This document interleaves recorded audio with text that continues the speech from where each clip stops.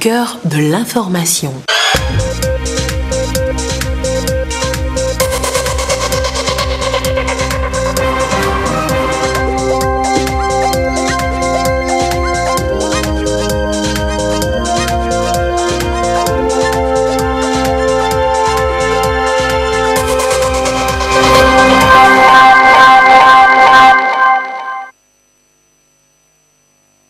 Heureuse de vous savoir au rendez-vous du journal sur la télévision togolaise. Madame, Monsieur, bonsoir.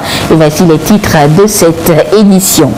Les députés togolais disent oui au projet de loi de mise en place d'un cadre juridique pour l'utilisation sûre, sécurisée et pacifique du nucléaire. Que gagnera le Togo?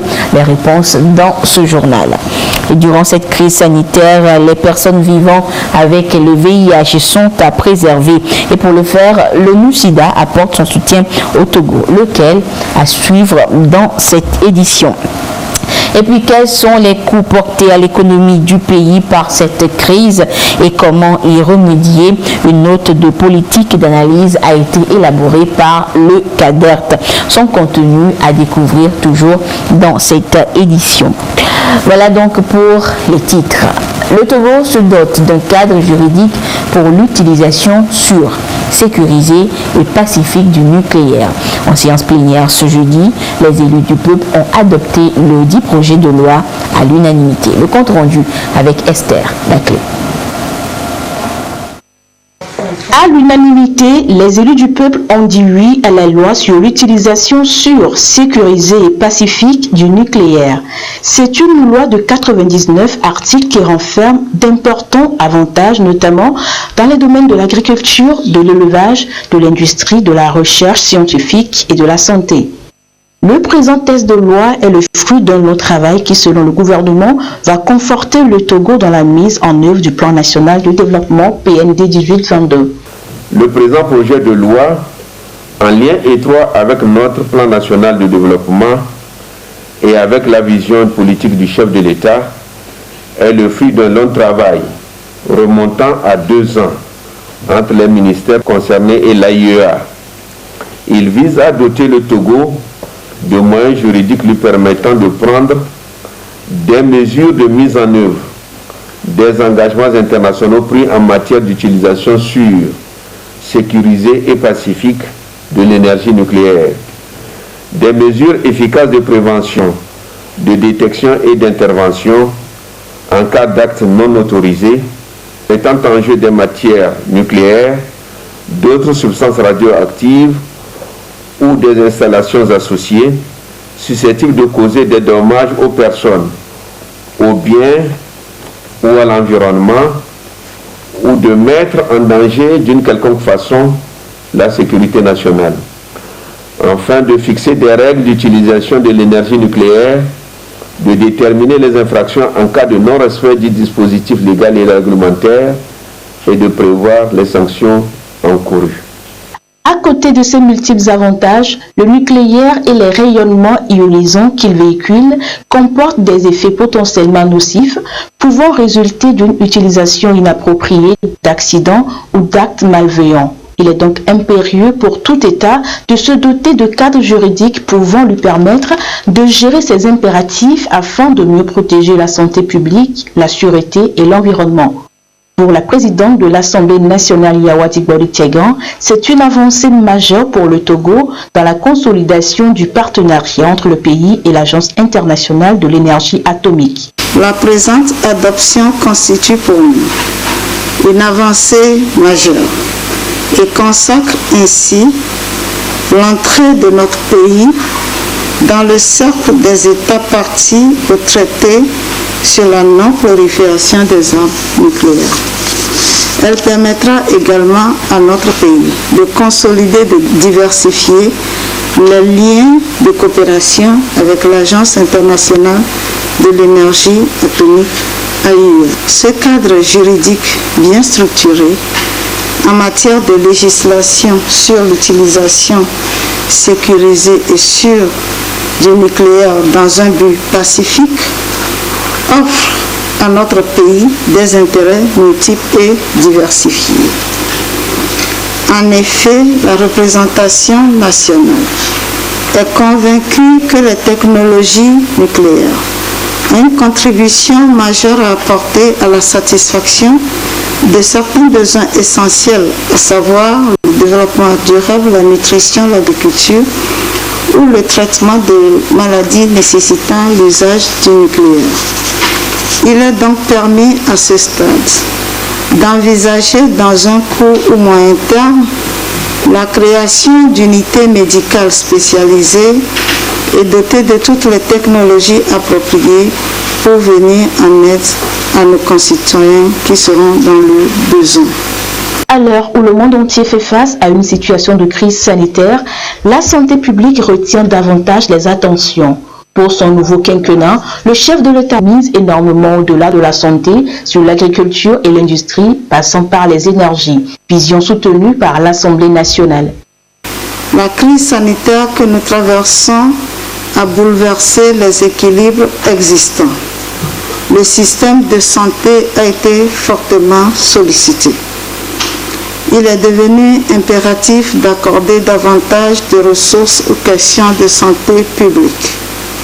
Notre pays multiplie les efforts pour faire face à cette crise sanitaire, de même que les conséquences socio-économiques qu'elle implique. Mais cette situation sanitaire ne doit pas nous amener à occulter les autres secteurs qui méritent aussi une attention particulière. C'est pourquoi le président de la République, son Excellence M. Faure Zimna Gnassingbé, dans les grandes lignes de sa vision 2020-2025, a placé au cœur de son programme de société les questions liées à la santé, à l'agriculture, l'eau, l'énergie, les transports, l'industrie, les innovations technologiques, pour ne citer que celles-là. L'Assemblée nationale se réjouit alors de pouvoir accompagner le gouvernement dans la mise en place de conditions garantissant l'accès de tous les Togolais, de toutes catégories sociales, de nos villes comme de nos campagnes, à des soins de qualité à travers la transformation de nos systèmes de santé. Le Togo a adhéré à l'Agence internationale de l'énergie atomique le 30 novembre 2012. Dans le cadre de cette collaboration, le pays a bénéficié de plusieurs projets, notamment dans le domaine de l'énergie, de l'eau, de l'agriculture, de la santé, des recherches et des transports.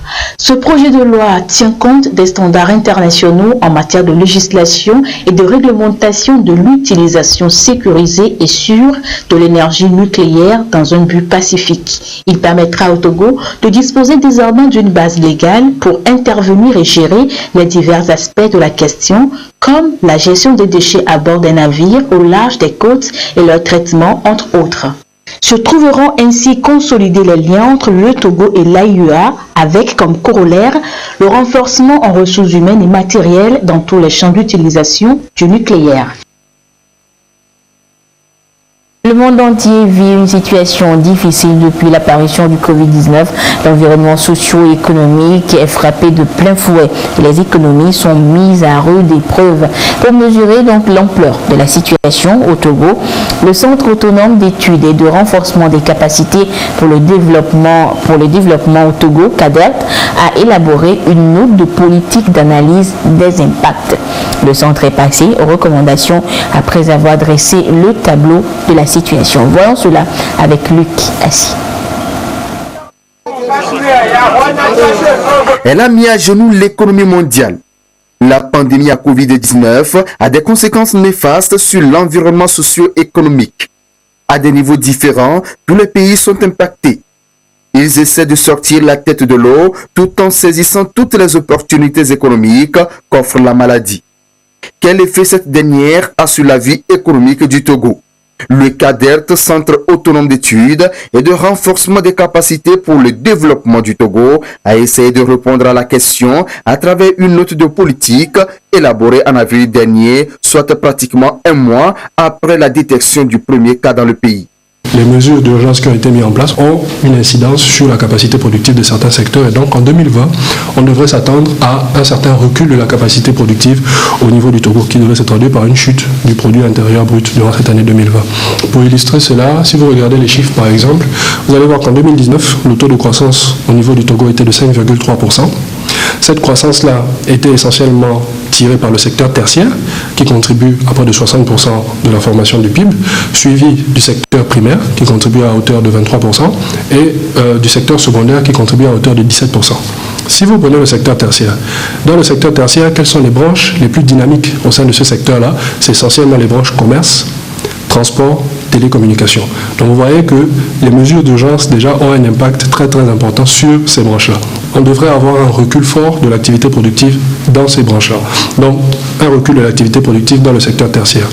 Ensuite, quand vous prenez le secteur primaire, donc le secteur des industries extractives essentiellement, on va avoir un recul de l'activité productive mais qui n'est pas porté par les mêmes facteurs. Dans le secteur primaire, c'est essentiellement lié à la baisse de la demande de matières premières au niveau international. Alors, quels sont les impacts de ce recul de l'activité productive? Le premier impact, c'est sur les recettes fiscales. C'est-à-dire que si on a moins d'activité productive, naturellement, l'État a moins de capacité à mobiliser des ressources fiscales. Donc les recettes fiscales de l'État aussi devraient chuter en cette année 2020.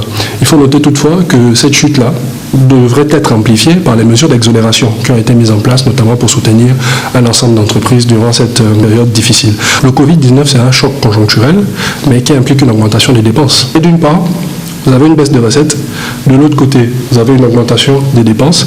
Quand vous essayez de faire la balance, vous vous rendez compte que vous vous retrouvez dans une situation où les dépenses seront très probablement supérieures aux ressources disponibles. Du coup, on va être dans une situation de creusement du déficit budgétaire de l'État, probablement pour cette année 2020.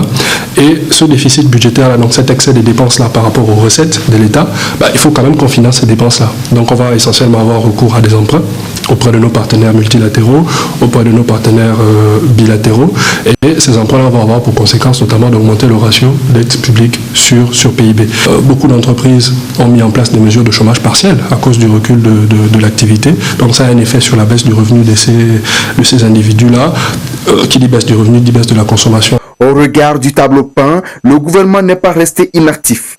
Il a mis en œuvre une série de mesures pour soutenir les PME-PMI et accompagner les ménages vulnérables, victimes des dispositifs de lutte contre la propagation du Covid-19. C'est par exemple les mesures de prise en charge des factures d'eau et d'électricité durant la période d'urgence pour les tranches sociales. C'est les mesures notamment de soutien fiscal qui ont été mises en place en direction des petites et moyennes entreprises. Un programme de transfert monétaire a été mis en place notamment pour soutenir les populations les plus défavorisées. Donc je parle ici du programme Novici. La note d'analyse des impacts socio-économiques potentiels du Covid-19 et des mesures de riposte du CADERT ne s'arrête pas là. Elle propose aussi des actions à mener pour soutenir l'économie nationale et favoriser le développement des secteurs porteurs tels que le secteur agricole, avec à la clé la promotion de la consommation locale. Il va falloir que l'État, dans un premier temps, puisse identifier un ensemble de secteurs porteurs, un ensemble de secteurs clés, parmi lesquels le secteur agricole, dans lequel il est possible que nous puissions concentrer les investissements nécessaires et dans lequel il est important d'encourager fortement les producteurs locaux. Alors, les encourager, c'est essentiellement leur faciliter l'accès au crédit pour qu'ils puissent procéder aux investissements nécessaires, à travers par exemple la mise en place de systèmes de garantie d'accès au crédit, leur faciliter l'accès à la technologie qui va leur permettre d'avoir une productivité plus importante. C'est essentiellement leur permettre de développer des industries de certification qui vont permettre éventuellement une montée en gamme du point de vue de la qualité des produits que l'on va retrouver sur le marché. Et c'est la raison pour laquelle dans notre note, nous avons dit que chaque minute est une opportunité.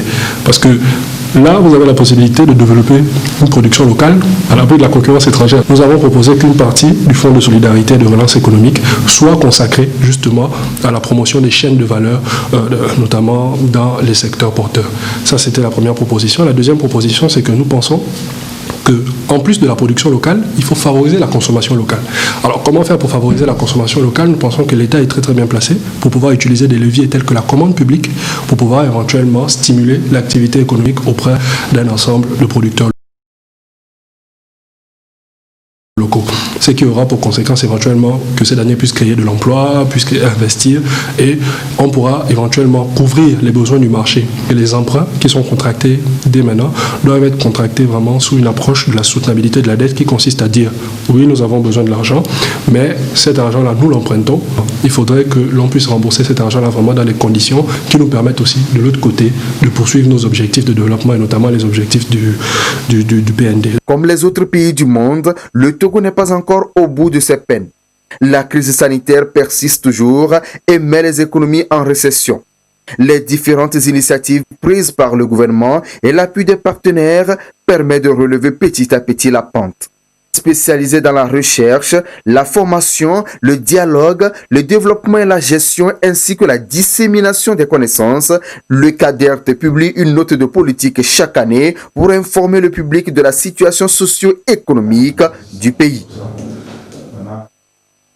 La pandémie de la maladie à coronavirus sévit un peu partout dans le monde et les populations, surtout les personnes vivant avec le VIH, doivent prendre les précautions recommandées afin de réduire leur exposition à la maladie. L'ONU-SIDA apporte son appui au Togo pour mieux protéger ces PVVIH qui constituent des personnes vulnérables au Covid-19. Voyons cela avec Carmen Madjé à Kato. L'épidémie actuelle de coronavirus, dit Covid-19, a un impact considérable sur la vie des personnes séropositives. Selon une étude réalisée par l'ONU-SIDA en Chine, près d'un tiers des PVVIH, 32,6%, craignent de ne plus avoir de médicaments à cause de l'état d'urgence et des restrictions de déplacement. La moitié d'entre elles, 48,6%, indiquent ne pas savoir ou obtenir le prochain renouvellement de leur thérapie antirétrovirale. Au Togo, le problème ne se pose pas. L'agence onusienne impliquée dans la lutte contre le sida a lancé un partenariat étroit afin de garantir la continuité de l'accès à ce traitement indispensable à l'heure où le pays lutte pour juguler le Covid-19. À notre connaissance, il n'y a pas vraiment des ruptures des médicaments antirétroviraux. Souvent, les antirétroviraux viennent de l'extérieur. Donc, actuellement, le ministère de la Santé, à travers son programme national de lutte contre le sida, nous a assuré qu'il n'y aura pas de problème si toutes les commandes qui sont actuellement en cours arrivent à temps. Néanmoins, c'est un souci. Beaucoup de médicaments viennent d'Inde et avec la fermeture des aéroports, avec les difficultés de transport et tout ça, ça reste une préoccupation sérieuse qu'on essaye de suivre de tout près et pour laquelle éventuellement le système des Nations Unies peut voir avec le gouvernement dans quelle mesure des actions peuvent être menées pour faire arriver ces médicaments dans les délais. Pour protéger les PVVIH contre la maladie à coronavirus au Togo, plusieurs actions ont été menées par l'ONU-SIDA. Dès l'apparition de Covid-19, nous nous sommes approchés de l'ONU-SIDA pour voir comment est-ce que l'ONU-SIDA peut accompagner le réseau des associations des personnes vivant avec le VIH pour mener un certain nombre d'actions. Entre autres actions conclues avec l'ONU-SIDA et qu'ils ont soutenu financièrement et techniquement, c'est voir comment est-ce que nous pouvons mettre à disposition sur l'ensemble du territoire les associations de personnes vivant avec le VIH, les gels, le savon, les affiches, les dépliants et également sensibiliser les personnes vivant avec le VIH qui viennent prendre les médicaments au niveau de nos différentes structures. Mais également voir comment est-ce que ceux qui ne peuvent pas arriver, voir comment leur apporter le médicament, c'est-à-dire les arriver à la maison. Les principaux facteurs de risque, de forme grave ou de mortalité du Covid-19 connus à ce jour sont l'âge avancé et la présence de maladies associées, particulièrement les maladies cardiovasculaires, le diabète, les maladies pulmonaires ou rénales, l'asthme ou l'insuffisance respiratoire chronique et une diminution de la résistance telle que la chimiothérapie. Ces pathologies associées peuvent parfois être présentes chez les personnes vivant avec le VIH, ce qui les rend plus vulnérables selon l'ONU-SIDA. Première priorité dans cette période de Covid est d'éviter à tout prix de s'infecter avec le Covid en plus du VIH.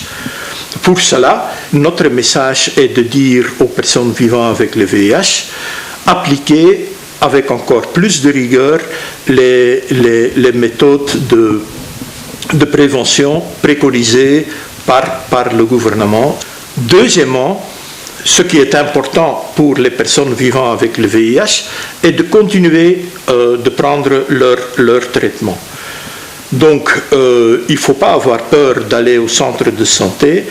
Ce qu'on conseille aux gens, c'est de contacter les fournisseurs de services et de voir dans quelle mesure ils peuvent limiter les contacts avec les services de santé en prenant des doses de médicaments pour 3 mois.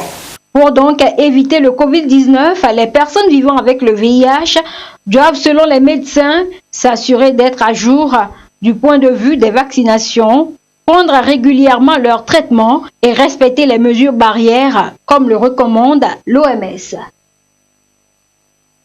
Encore un nouveau projet pour voler au secours des populations vulnérables en cette période de crise sanitaire. Sensibilisation et appui à la résilience des communautés à la base face au choc de la pandémie du Covid-19. C'est le projet qui va permettre, entre autres, à 2600 personnes ciblées d'avoir des kits de vivres alimentaires. Voyons cela avec Lucas. Un accès pour tous à un minimum vital commun. L'Agence nationale d'appui au développement à la base, ANADEB, s'y emploie à travers divers projets qu'elle met en œuvre. Sensibilisation et appui à la résilience des communautés à la base face au choc de la pandémie du Covid-19. C'est le nouveau projet piloté par l'agence pour venir en aide aux couches vulnérables en ces périodes de crise sanitaire. L'opération consiste à sensibiliser les bénéficiaires et à les doter de vivres pour mieux faire face à la maladie. Ce projet s'exécute dans 4 préfectures de notre pays. Et c'est dans ces 4 préfectures que nous allons offrir des kits alimentaires composés de maïs, de riz et d'huile. Les bénéficiaires sont sélectionnés sur la même base. D'abord, nous nous adressons aux ménages dont les chefs sont des veuves. Nous parlons de femmes, donc des femmes veuves qui ont des enfants à leur charge. Des personnes âgées qui vivent seules avec des maladies, des personnes vivant avec des maladies chroniques et des personnes vivant avec un handicap, des personnes handicapées. Donc voilà les 4 critères qui sont analysés dans la sélection des bénéficiaires. Le projet est exécuté pour 3 mois. Sont concernés par ce projet 300 quartiers des villes du Grand Lomé, de Tchaoudjo et de Tung. 80 000 personnes vont être sensibilisées, 40 dispositifs de lavage de mains, 20 tonnes de maïs et 5 200 litres d'huile végétale seront distribués à 2600 personnes vulnérables ciblées avec à l'appui 10 000 cache-nez. Les listes sont déjà établies et affichées au niveau des mairies. Donc si votre nom n'y est pas, on ne peut pas vous donner. Les kits sont déjà constitués. C'est 1000 kits qui sont constitués pour Lomé. Nous constatons que certains de nos concitoyens et concitoyennes ont vraiment envie de porter des masques, mais sont limités par les moyens pour les acquérir. Donc on va distribuer 10 000 bavettes durant la mise en œuvre de ce projet. La distribution des kits se fait à 2 niveaux. Au niveau du projet de restaurant communautaire avec financement du PAPV et avec le financement de l'Union européenne dans le cadre de la lutte contre la pandémie. Le plus intéressant, c'est que tous les Togolais, toutes les Togolaises respectent les mesures barrières et qu'on rompt la chaîne de transmission du coronavirus et que chacun puisse reprendre ses activités normalement sans attendre ces appuis qui deviennent aujourd'hui difficiles à avoir. Le projet est financé à hauteur de 65 millions de francs CFA par l'Union européenne. L'initiative vient s'ajouter au projet de restaurant communautaire qui fournit des repas chauds à plus de 6500 personnes vulnérables sur l'ensemble du territoire.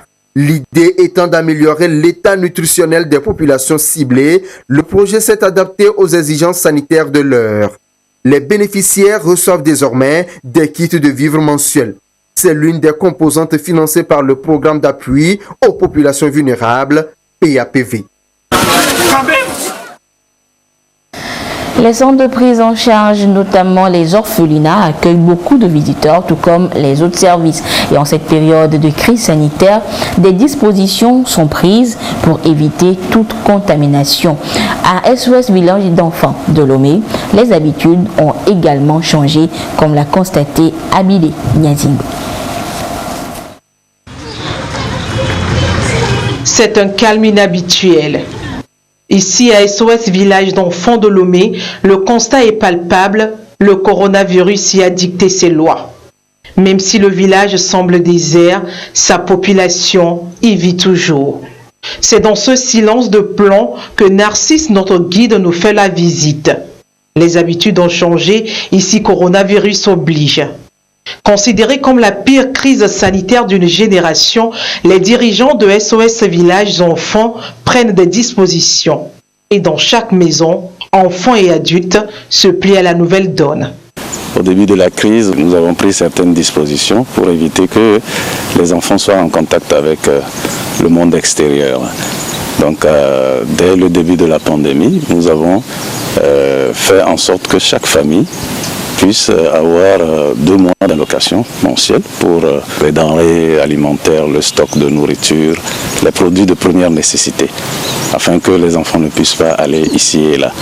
Et donc, nous avons pris cette disposition-là. Nous avons également fait en sorte que chaque famille ait un premier kit de nécessité au niveau médical pour les premiers soins. Nous avons une infirmerie et donc c'est suivi par l'infirmière. Au niveau de l'entrée, nous avons mis un thermoflash pour que les gens qui passent, on puisse prendre les températures. Et le système de lavage de mains qui était là même bien avant la pandémie est fonctionnel. Donc nous organisons des sensibilisations et l'accompagnement du service psychosocial aux familles pour éviter qu'il y ait trop de panique par rapport à cette pandémie. Alors par rapport au suivi scolaire, on a même organisé une composition, il y a eu une évaluation par rapport à ça. Et c'est les enseignants qui soutenaient ces enfants-là qui ont proposé des sujets parce qu'ils ne peuvent plus entrer dans la clôture. Ils ont proposé des sujets et les mamans accompagnent, ils suivent. Et puis les enfants, ils maîtrisent vraiment les mesures barrières et les appliquent. Nous avons mis un système de veille pour éviter qu'il y ait une seule situation dans le village. Pour mieux préserver les habitants de SOS Village d'enfants contre le Covid-19, les sorties et entrées sont interdites. Les cours et révisions se font sous chaque toit, sous le regard attentif des tantes et mères enseignantes. Ce qui aide au développement d'un pays. Tu peux me dire ici un mot qui aide au développement d'un pays? Yéma? La paix. La paix, c'est vrai? Non. Mais est-ce que c'est vrai ou bien c'est faux? C'est vrai. C'est vrai? Ok. On y va. La réconciliation. C'est un peu difficile, je vais dire, parce que les enfants sont là permanemment, ils courent par ici, par là, ils bavardent beaucoup aussi, donc on les a réunis un peu pour voir ce qu'on peut faire avec eux, la répétition quoi. Ils ont leur cours, ce qu'ils ont fait, c'est ça qu'avec les cahiers on a pris pour faire un peu de répétition. Dans ce village, tout est fait pour préserver des vies. En attendant un probable retour à la normale, la vie ici se poursuit en famille dans le respect des gestes barrières.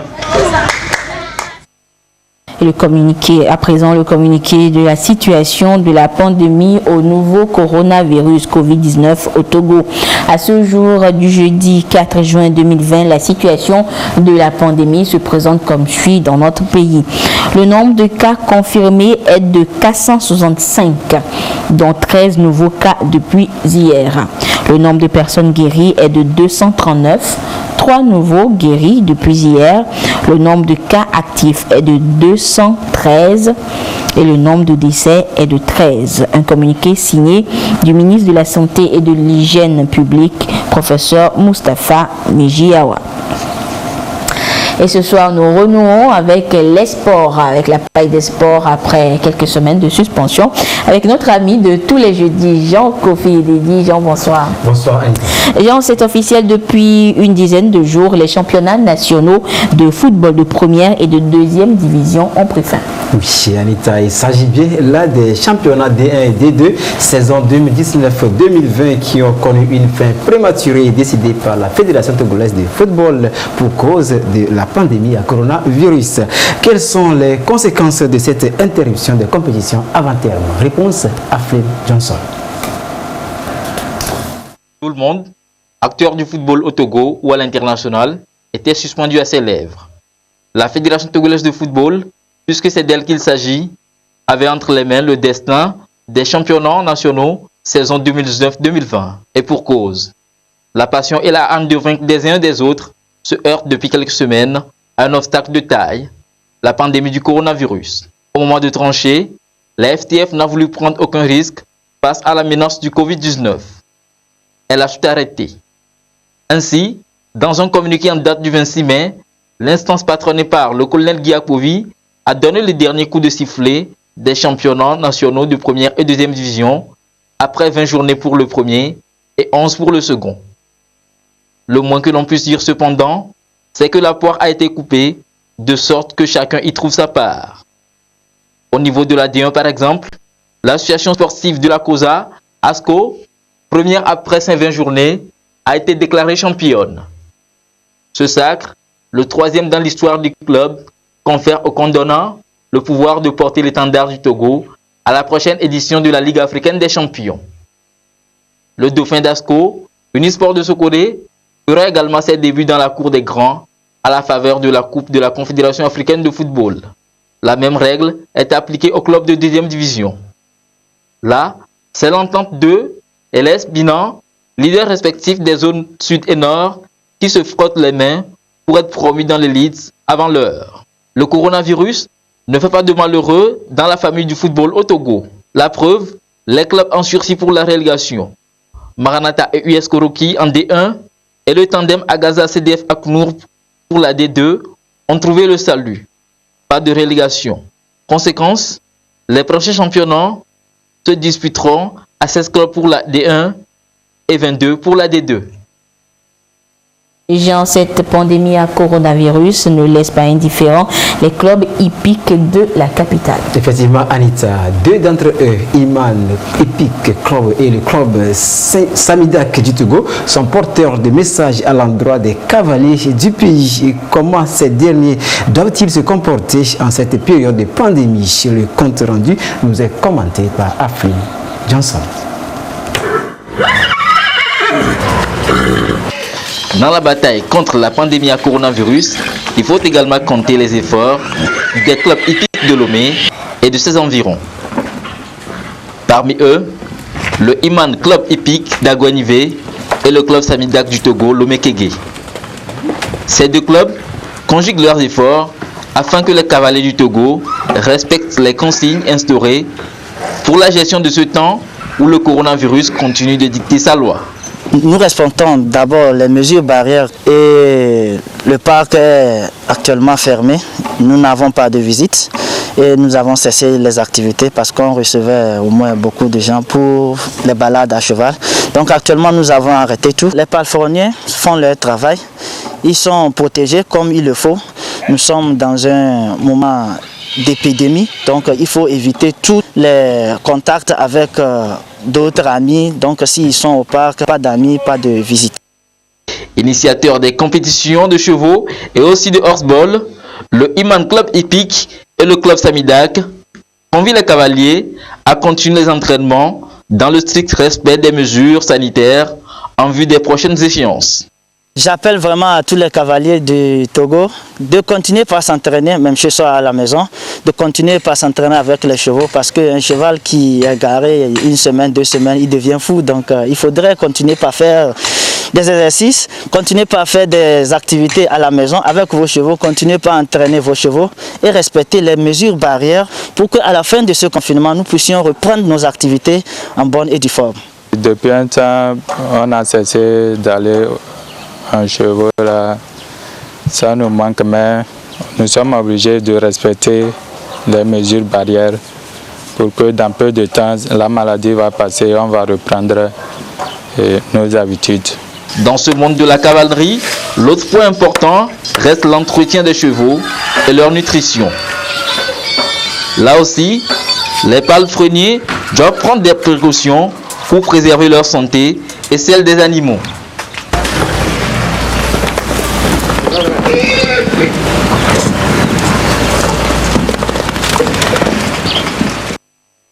Et Jean, une dernière information. Oui, ce sera tout pour ce soir. Le prochain rendez-vous des sports sur la première, c'est samedi à partir de 13h45 dans Sport et Détente. Et nous espérons te revoir jeudi prochain pour un autre point de l'actualité sportive, malgré le coronavirus.